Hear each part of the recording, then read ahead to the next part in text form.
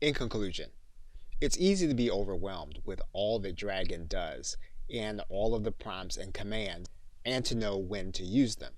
And there are two tools that you'll be able to use at any point in time when you're looking to try to figure out what it is that you can or should be doing. Now, the first, we'll need to turn on our mic so that we can see it work. We can always say, "What can I say?"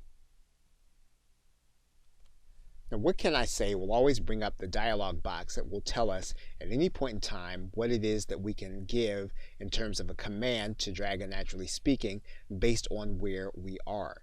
And so if you're stuck, you can always make one of the choices there that will direct you to the right place. Now, another place that we can look will be in our Dragon bar, and we'll need our mouse to access it. What we're going to do is we're going to go inside of the tools, and what we're going to do is we're going to find the command browser.